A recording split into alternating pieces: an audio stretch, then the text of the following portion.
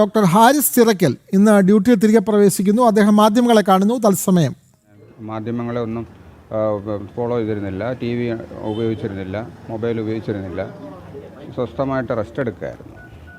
ഇന്നലെ ഒരു വാർത്താ സമ്മേളനം നടത്തി മെഡിക്കൽ കോളേജിൻ്റെ പ്രിൻസിപ്പലും അതുപോലെ സൂപ്രണ്ടും പറഞ്ഞത് അവിടെ ഒരു അസ്വാഭാവിക സാഹചര്യത്തിൽ ഒരു ബോക്സ് കണ്ടു, അതിനകത്ത് നെഫ്രോസ്കോപ്പാണ്, പക്ഷേ ഒരു ബില്ലുണ്ടായിരുന്നു ഉൾപ്പെടെയുള്ള കാര്യങ്ങൾ. പക്ഷേ അത് കമ്പനിയൊക്കെ നിഷേധിച്ചിട്ടുണ്ടെങ്കിലും അക്കാര്യത്തിൽ എന്താണ് സാറിന് പറയാനുള്ളത്? എന്താണ് ഇന്നലെ നടത്തിയ വാർത്താ സമ്മേളനത്തിൽ പറഞ്ഞ കാര്യങ്ങൾ? അതിനകത്തൊന്നും എനിക്കിനി കൂടുതലൊന്നും പറയാനില്ല. അത് നമ്മുടെ സംഘടന അത് ഏറ്റെടുത്തിരിക്കുകയാണ്. സംഘടന പ്രിൻസിപ്പലിനെ കണ്ടു, അത് അദ്ദേഹം വിശദീകരണം കൊടുത്തോളൂ. അത് നമുക്ക് ആവശ്യമുണ്ടായിരുന്നത് അവർ മോഴ്സിലോസ്കോപ്പ് ഇല്ല എന്നുള്ള സംഭവമാണ്. അവരത് ചെക്ക് ചെയ്ത് മോഴ്സിലോസ്കോപ്പ് കണ്ടുപിടിക്കുകയും ചെയ്തു. അതിൽ കൂടുതൽ ഇനിയിപ്പോൾ അതിനകത്ത് എനിക്കൊന്നും പ്രതികരിക്കാനില്ല. അതിൽ അങ്ങനെ ഒരു മോഴ്സിലോസ്കോപ്പ് അവിടെ ഉണ്ടായിട്ടും ചില അർദ്ധസത്യങ്ങൾ പറഞ്ഞു നിർത്തിയത് അത് ശരിയായി എന്ന് തോന്നുന്നുണ്ടോ സാറിന്? ഇപ്പോൾ അവിടെ ഒരു അസ്വാഭാവിക സാഹചര്യത്തിൽ ബോക്സ് ഉണ്ട്, അതിലൊരു ബില്ലുണ്ട് എന്നൊക്കെ പറയും. ബില്ലൊക്കെ കണ്ടാൽ തിരിച്ചറിയാത്തവരാണോ സാറിൻ്റെ ഈ പ്രിൻസിപ്പളും സൂപ്രണ്ടൊക്കെ?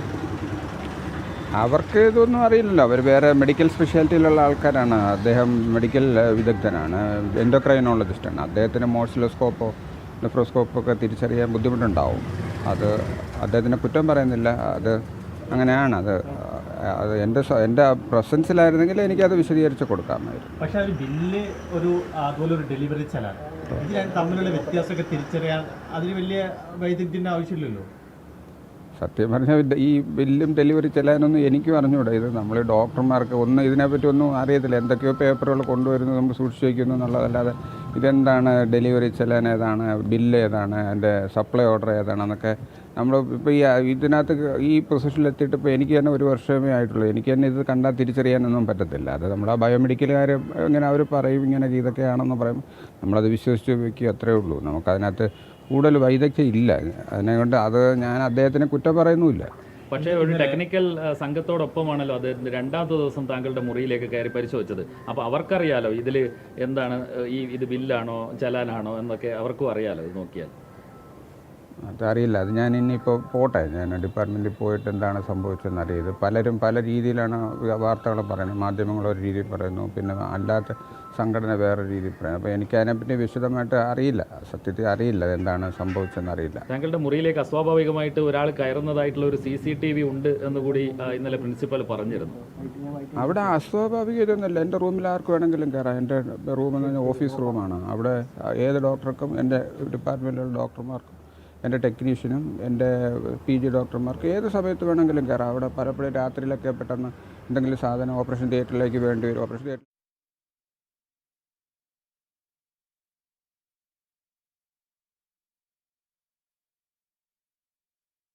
ഒരു ഫാഷൻ ഫോട്ടോഗ്രാഫി സ്റ്റൈലായിരിക്കും ഇത് ഷൂട്ട്. ചേട്ടാ ഇതാണ് Shivani. She is actually doing the lead role. ചേട്ടാ ഒരു minute. Can I just try? The other one is much better actually. Where's the necklace? What? The main jewelry is missing. We've informed the police. So please don't step out of the studio. ഞാനെന്നെ അറിയിക്കണ്ടേ? തീർച്ചയായും.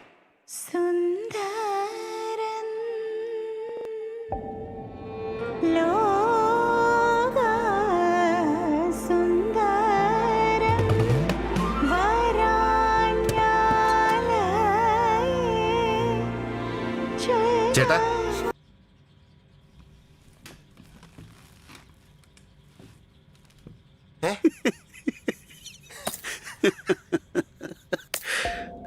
ആരും കൊതിച്ചു പോകും. വിൻസ്മേറ Warrior shirts and Maurya Vastra Ethnic Collections. Warrior for the warriors of life.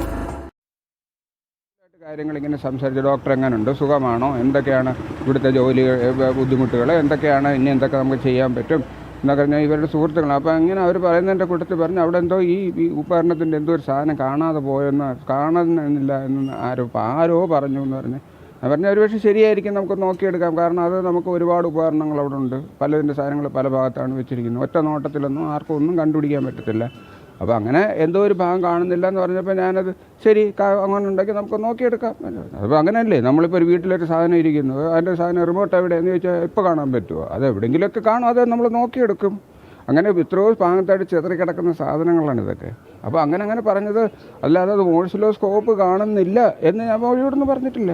മാത്രമല്ല ഈ report, ഈ ഇംഗ്ലീഷിൽ അടിച്ചിരിക്കുന്ന report ഞാൻ കണ്ടതല്ല. എനിക്ക് അവർ മലയാളത്തിലൊരു റിപ്പോർട്ട് എഴുതി തന്നിരുന്നു. അതിനകത്തൊന്ന് കുറച്ചൊക്കെ വായിച്ച് നോക്കി.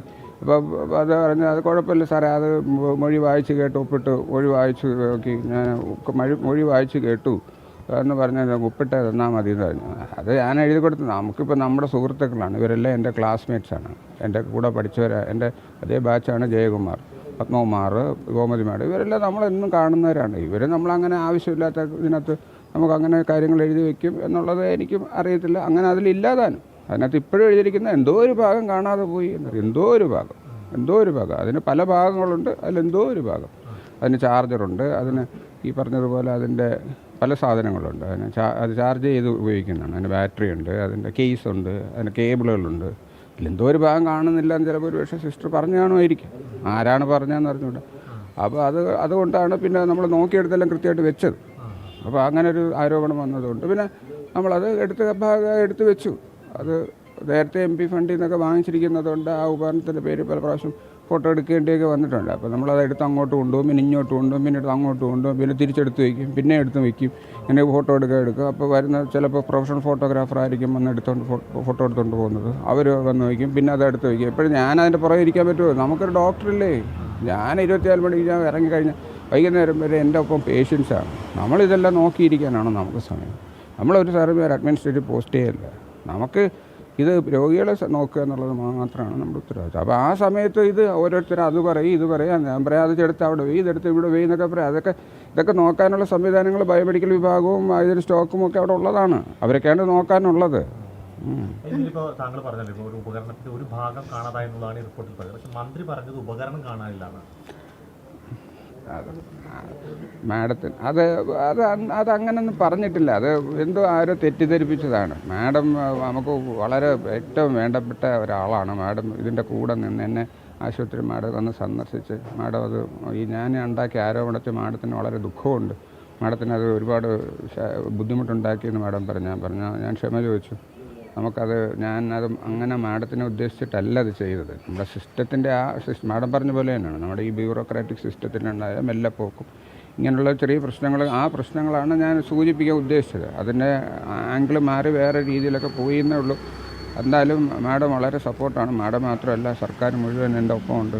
അവർ ഇപ്പം തന്നെ ഈ കഴിഞ്ഞ 1-2 ആഴ്ചക്കകത്ത് തന്നെ ഞാൻ ചോദിച്ച പല ഉപകരണങ്ങൾ, ഈ വിവാദമായിട്ടുള്ള ലിത്തോക്ലാസ്റ്റ് പ്രോബ് തന്നെ അത് 12 എണ്ണം അത് സാങ്ഷനാക്കി, നെഫ്രോസ്കോപ്പ് വാങ്ങിച്ചു തന്നു. ESWL ഉടനെ തന്നെ വരുമെന്ന് ഉറപ്പ് തന്നിട്ടുണ്ട്. അത് മാസങ്ങൾക്കകത്ത് ഉറപ്പ് വരുന്നുണ്ട്. പിന്നെ യൂറോഡൈനാമിക്സ് വിഷയം പല സാധനങ്ങൾ നമ്മൾ ചോദിച്ചിരുന്ന സാധനങ്ങൾ നമുക്ക് പെട്ടെന്ന് വാങ്ങിച്ചു തരാം. ഒരു പക്ഷേ ഇതൊന്നും ഞാൻ ആദ്യം റിക്വസ്റ്റ് ചെയ്തിരുന്നൊന്നും സർക്കാർ തലം വരെ എത്തിയിരുന്നില്ല. അതാവണം കാരണം. അതിൻ്റെ ഇടയ്ക്കുള്ള ഏതൊക്കെയോ നമുക്കറിയാമല്ലോ, ഏതൊക്കെയോ ഓഫീസുകളിൽ ഇതിങ്ങനെ കെട്ടിക്കിടന്നതാവാം പ്രശ്നം. ഇതിനെ ഞാൻ ഗവൺമെൻറ് നമുക്കൊരിക്കലും കുറ്റം പറയാൻ എനിക്ക് ഇതിനകത്ത് താല്പര്യമില്ല. ഇപ്പോൾ DNA റിപ്പോർട്ട് നൽകി ഉപകരണം കണ്ടെത്തിയത് സർക്കാരിനെ അറിയിച്ചുകൊണ്ടും പിന്നെ അന്വേഷണം ആവശ്യമില്ല എന്ന് പറഞ്ഞുകൊണ്ടും എന്താണ് അതിനെക്കുറിച്ച് പറയുന്നത്? അവർക്ക് എന്നെ വിശ്വാസം ഉണ്ടെങ്കിൽ എന്നെ സംരക്ഷിക്കട്ടെ. എന്നെ വിശ്വാസം ഇല്ല, എന്നെ പറ്റിയുള്ള ആരോപണം ഉണ്ടെങ്കിൽ എന്നെ അന്വേഷിക്കട്ടെ. ഞാനൊരു തുറന്ന പുസ്തകമാണ്. എനിക്കതിനകത്ത് ഭയമില്ല. ഇപ്പൊ തിങ്കളാഴ്ച റിപ്പോർട്ട് കൊടുക്കുകയാണ്. അപ്പോൾ അതിൽ അനുകൂലമായിരിക്കും എന്ന് തങ്ങൾക്ക് തോന്നുന്നുണ്ടോ? അനുകൂലം ആയിരിക്കും. അതിനകത്ത് ചോദിച്ചിരിക്കുന്ന കാര്യങ്ങളെല്ലാം അതിനകത്ത് 2 കാര്യങ്ങളെ ചോദിച്ചിട്ടുള്ളൂ. അത് ഉപകരണം എന്തുകൊണ്ടാണ് ഉണ്ടായിട്ടും ചെയ്യാത്തതെന്ന് പറഞ്ഞാൽ അത് ഉപകരണം എൻ്റേതല്ല. അത് ഞാൻ നേരത്തെ നിങ്ങളുമായിട്ട് പങ്കുവെച്ചതാണ്. അത് ഡോക്ടർ സാജുവിൻ്റെ മൊഴിയുമുണ്ട് അതിനകത്ത്. നമുക്കതൊന്നുമില്ല. അപ്പോൾ അത് ഉപകരണം ആ സാധനം അദ്ദേഹത്തിൻ്റേതാണ് എന്നൊരു അതിൻ്റെ ആ വിശദീകരണം എനിക്ക് എഴുതി കൊടുത്താൽ അത് തീർന്നു. പിന്നെ ചട്ടലംഘനമുണ്ട്. അത് ഞാനൊരു അത് വളരെ സമ്മർദ്ദമായതിൻ്റെ പേരിൽ പെട്ടെന്ന് ചെയ്തു പോയൊരു ഇതായിപ്പോയി. അത് ഞാൻ അപ്പോളജി ചോദിച്ചുകൊണ്ട് ഒരു ലെറ്റർ, അത്രയേ ഉള്ളൂ. സാർ, ഇതിൽ സാർ ഉന്നയിച്ചത് വളരെ പ്രധാനപ്പെട്ട ജനങ്ങളുടെ ഒരു പ്രശ്നമാണ്. പക്ഷേ അത് പിന്നീട് സാറിൻ്റെ ഒരു ക്രെഡിബിലിറ്റി തകർക്കുന്ന രീതിയിലേക്ക് ഉപകരണം കാണാനില്ല എന്ന വിഷയത്തിലേക്ക് ചുരുക്കി കൊണ്ടുവന്നത് ആരാണ്? ഇല്ല, അങ്ങനെ ക്രെഡിബിലിറ്റി ഒന്നും പോയിട്ടൊന്നുമില്ല. അതിനകത്ത് പിന്നെ ചില അങ്ങോട്ടും ഇങ്ങോട്ടും തെറ്റിദ്ധാരണകൾ വരാമല്ലോ. നമ്മളിപ്പോൾ ആർഗ്യുമെൻ്റ് അല്ലേ, അങ്ങോട്ടും ഇങ്ങോട്ടും ആർഗ്യുമെൻ്റ് വരും. പക്ഷേ അവസാനം കാര്യങ്ങളെല്ലാം പരിഹരിച്ചാൽ മതി. എനിക്ക് എൻ്റെ ക്രെഡിബിലിറ്റി പോയാലും ഞാനിപ്പം ഇല്ലാതായപ്പോലും എനിക്ക് ഇഷ്ടമുള്ള കാര്യമില്ല. കാരണം നമ്മൾ അങ്ങനല്ല, നമുക്കിപ്പം ഞങ്ങൾ കുറച്ച് കാര്യങ്ങൾ നമ്മൾ ഉദ്ദേശിച്ചിരുന്നു, അത് നമ്മൾ പറഞ്ഞു, അതെല്ലാം ചെയ്തും തന്നു. അത് അതോടുകൂടി പരിഹരിച്ചു. ആ പ്രശ്നങ്ങളൊക്കെ ഭൂരിപക്ഷവും പരിഹരിച്ചു. ഇനി അത് ഉടനെ തന്നെ ബാക്കി പരിഹരിക്കാമെന്ന് പ്രിൻസിപ്പലും സൂപ്രണ്ടും പിന്നെ അവരെല്ലാം അവരെക്കാൾ ഉയർന്ന ഭരണതലത്തിലുള്ളവർ തന്നെ മിനിസ്റ്ററുടെ ഓഫീസിൽ നിന്നും CMൻ്റെ ഓഫീസിൽ നിന്നും ഒക്കെ നമുക്ക് അറിയിപ്പ് കിട്ടിയതാണ്. അവർ വളരെ കാര്യമായിട്ട് പറഞ്ഞതാണ്, ഡോക്ടറൊന്നും വിഷമിക്കേണ്ട, ഡോക്ടർ ചൂണ്ടിക്കാണിച്ച പ്രശ്നങ്ങൾ സീരിയസ് ആണ്, ഞങ്ങൾക്ക് മനസ്സിലായി. അത് പിന്നെ എവിടെയാണ് അതിൻ്റെ അനാസ്ഥ വന്നതെന്ന് ഞങ്ങൾ പരിശോധിക്കും.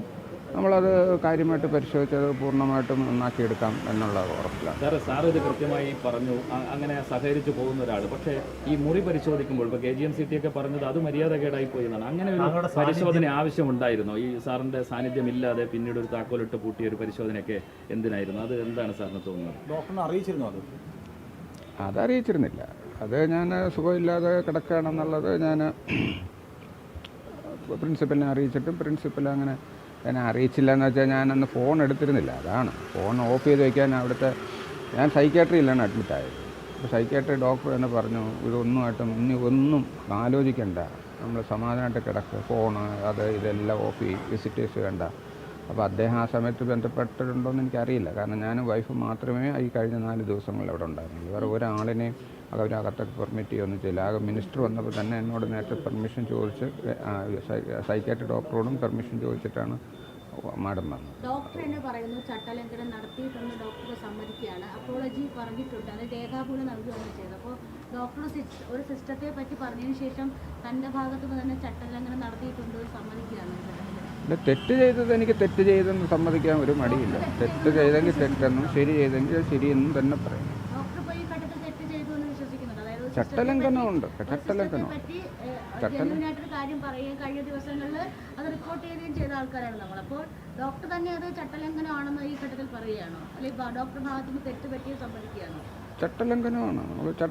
നമ്മൾ സർക്കാർ ഉദ്യോഗസ്ഥരെ ഇങ്ങനെ മീഡിയയ്ക്ക് കൊടുക്കുക എന്ന് പറയുന്നത് ചട്ടലംഘനമാണ്. സാർ, ഇതിൽ ഇനി തുടർന്ന് അന്വേഷണം ആവശ്യമുണ്ടെന്ന് തോന്നുന്നുണ്ട്, അല്ലെങ്കിൽ ഇത് എത്രയും പെട്ടെന്ന് അവസാനിപ്പിക്കണം, എന്താണ് സാറിന് തോന്നുന്നത്? ഇപ്പോൾ ഇത്രയും ദിവസം അത് തന്നെയാണ് മാനസിക സമ്മർദ്ദം നേരിടുകയാണ്. അത് മാത്രമല്ല എൻ്റെ അപേക്ഷ. കാരണം ഈ കഴിഞ്ഞ ഒരാഴ്ച ഞാൻ ഇതുവരെ ഇത്രയും ദിവസം ലീവ് എടുത്തില്ല. എനിക്ക് ഒരു 2 വർഷങ്ങൾ എൻ്റെ അച്ഛൻ മരിച്ചപ്പോൾ മാത്രമാണ് ഞാൻ ഇങ്ങനെ ലീവ് എടുത്തിട്ടുള്ളത്. അല്ലാതെ ഒരു പ്രാവശ്യം പോലും ഞാൻ തുടർച്ചയായിട്ട് ലീവ് എടുത്തിട്ടില്ല. അങ്ങനത്തെ ഒരാളാണ് ഞാൻ. ഇപ്പം ലീവ് എടുത്തപ്പം ഇന്നും നാളെയും കൂടെ എനിക്ക് പോകണ്ട, അവധിയാണ്. പക്ഷെ എന്നാലും ഇന്നൊന്ന് പോകുമെന്ന് പറഞ്ഞാൽ ഒന്ന് പോയി ഹോസ്പിറ്റലിൽ പോകണം. അപ്പോൾ അങ്ങനെ പോകുന്നതുകൊണ്ടാണ്. അപ്പോൾ അങ്ങനെ ഇനി നമ്മൾ ഈ വിവാദങ്ങൾ നീട്ടി വലിച്ച് ഇത് കൂടുതൽ എന്നെ സമ്മർദ്ദത്തിലാക്കി, പിന്നെ എന്നെ മാത്രമല്ല സംവിധാനത്തിനെ മുഴുവൻ സമ്മർദ്ദത്തിലാക്കും. കൂടെ വർക്ക് ചെയ്യുന്നവർക്ക് സമ്മർദ്ദം, പിന്നെ സർക്കാരിന് സമ്മർദ്ദം, പിന്നെ എല്ലാവർക്കും അമിതമായ സമ്മർദ്ദമാണ്. അത് പിന്നെ ജനങ്ങൾക്കും ഭയമായിരിക്കും ഡിപ്പാർട്ട്മെൻറ്റിലേക്ക് വരാൻ. അവിടെ എന്താണ് നടക്കുന്നത്, അവിടെ എന്തൊക്കെയോ പ്രശ്നങ്ങളുണ്ട്, അങ്ങോട്ട് പോകണ്ട എന്നൊക്കെയുള്ള രീതിയിലുള്ള പ്രശ്നങ്ങൾ അവർക്കും തോന്നും. അപ്പോൾ ഇത് കഴിയുന്നതും വേഗത്തിൽ ഈ പ്രശ്നങ്ങൾ നമ്മൾ സെറ്റിൽ ചെയ്ത് ഇത് വലിച്ചു നീട്ടാതെ എങ്ങനെങ്കിലും പോകുന്നതാണ് എനിക്ക് നല്ലത്. സാർ, ഈ ചികിത്സയിലിരിക്കെ ആരോഗ്യമന്ത്രി സാറിനെ വന്ന് സന്ദർശിച്ചു, എന്താണ് അവർ പറഞ്ഞത്? മാഡം വളരെ നമ്മൾ സമാധാനിപ്പിക്കുമായിരുന്നു. മാഡം മാത്രമല്ല DMEയും ആശുപത്രിയിൽ വന്നു, മാഡവും DMEയും വന്നു കണ്ടു. അവർ വളരെ നമ്മൾ സമാധാനിപ്പിച്ചു. മാഡം കുറേ സമയം ഇരുന്നു.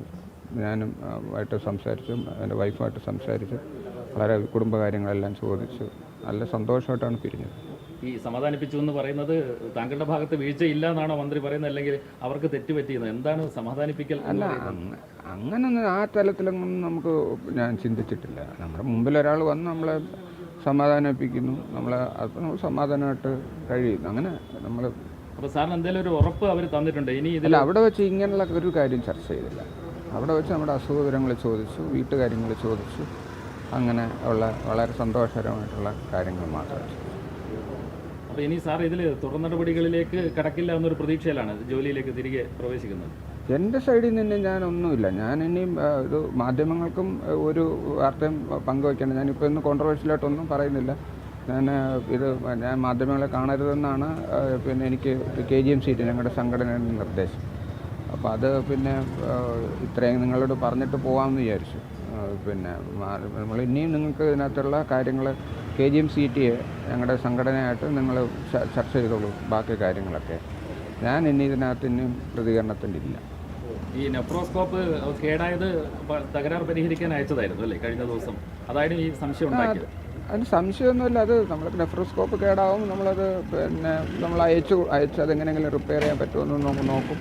എന്തെങ്കിലും സംവിധാനങ്ങളൊക്കെ ഉപയോഗിച്ച് നമ്മൾ ചെയ്യണ്ടേ. അത് നമ്മൾ കിട്ടുന്ന എന്തെങ്കിലുമൊക്കെ സോഴ്സ് വഴി നമുക്കിത് ചെയ്യാൻ, അത് കറക്റ്റ് ചെയ്യാൻ പറ്റുമെങ്കിൽ കറക്റ്റ് ചെയ്യാം. അല്ലെങ്കിൽ ഇത് കളയാനുള്ള സാധനങ്ങളാണ്. അപ്പോൾ കളയാനുള്ള സാധനങ്ങൾ അത് നമുക്ക് എന്തെങ്കിലും രീതിയിൽ അത് ഉപയോഗിക്കാൻ പറ്റുമെന്നെങ്കിൽ നമുക്ക് എടുക്കാം. അപ്പോൾ ചിലർ നമ്മളിങ്ങനെ ഇൻ്റർനെറ്റൊക്കെ നോക്കുമ്പോൾ കാണാം അതിനകത്ത് സർവീസിങ് എന്നൊക്കെ പറഞ്ഞു. അപ്പോൾ നമ്മൾ അവർക്ക് അയച്ച്, അപ്പോൾ അവരോട് വിളിക്കും അത് ചെയ്യാൻ പറ്റുമോ. അപ്പോൾ അവർ പറഞ്ഞ് അയച്ചു തരും. നമ്മൾ നോക്കിയിട്ട് പറയാം നമ്മൾ അയച്ചു കൊടുക്കും. ഇങ്ങനെ പല സാധനങ്ങൾ നമ്മൾ ഇടയ്ക്കിടയ്ക്ക് അയച്ചു കൊടുക്കാറുണ്ട്. ചിലതൊക്കെ അപൂർവമായിട്ട് അവർ റിപ്പയർ ചെയ്ത് തരും. പിന്നെ ചിലതൊക്കെ ഈ മെഡിക്കൽ എക്യുപ്മെൻറ്റ്സ് ഇങ്ങനെയൊക്കെയുള്ള എൻഡോസ്കോപ്പുകളൊക്കെ റിപ്പയർ ചെയ്ത് കിട്ടാൻ പാടാണ്. അതിന് ഒരുപാട് ചിലവും ആവും. അപ്പോൾ അതൊക്കെ അത് നോക്കിയിട്ട് അവർ തിരിച്ചയച്ചു തരും. അത് പറ്റില്ല ഡോക്ടറെ എന്ന് പറഞ്ഞിട്ട് തിരിച്ചയച്ചു. അതായിരുന്നു അവിടെ കണ്ടത്, ഓഫീസിൽ കണ്ട ബോക്സിലുള്ളത് അതായിരുന്നു. അവിടെ അങ്ങനെ ഒരുപാട് പോയി ഇങ്ങനെ കൊണ്ടുവരുന്ന സാധനങ്ങളെല്ലാം അത് നമ്മളവിടെ റൂമിൽ വെച്ചേക്കാൻ പറയും. അവിടെ വേറെ നമുക്ക് സുരക്ഷിതമായിട്ട് വെക്കാൻ വേറെ സ്ഥലമില്ല. എൻ്റെ റൂം തന്നെയാണ് എല്ലാത്തിൻ്റെയും സ്റ്റോക്കും എല്ലാം, സാധനങ്ങളും ഓഫീസും എല്ലാം. ഒരു കൊച്ചു റൂമുണ്ട്. ആ റൂമിനകത്താണ് നമ്മളെല്ലാ സാധനങ്ങളും കൊണ്ട് വെക്കുന്നതും പിന്നെ ആവശ്യാനുസരണം ഓപ്പറേഷൻ തിയേറ്ററിലേക്ക് അവർ എടുത്തുകൊണ്ട് പോകുന്നതും ഒക്കെ അവിടെ നിന്നാണ്.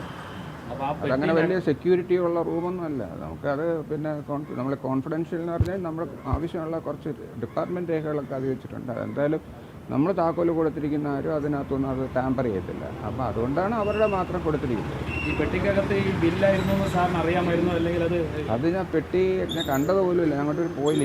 ഇന്നാണ് ഞാൻ ഇനി പോകുന്നത്. എന്താണ് പെട്ടി, എന്താണ് പെട്ടിക്കകത്തിരുന്നത്. അവിടെ പെട്ടികൾ, കടലാസ് പെട്ടികളെല്ലാം അവിടെ ഇഷ്ടംപോലെ കടലാസ് പെട്ടികൾ ഇങ്ങനെ കൊണ്ടുവരുന്ന പല പ്രാവശ്യം കൂട്ടിയിട്ടിട്ടുണ്ട്. കൊണ്ടുവരുന്ന സാധനങ്ങൾ, റിപ്പയർ ചെയ്ത് കൊണ്ടുവരുന്ന സാധനങ്ങൾ ഇത് അയക്കാൻ വേണ്ടി, വേറെ സാധനങ്ങൾ അയക്കാൻ വേണ്ടി ഈ പെട്ടിക്കകത്തൊക്കെ തന്നെയാണ് നമ്മൾ പാഴ്സൽ ഇത് കൊറിയർ വഴി അയച്ചു കൊടുക്കുന്നത്.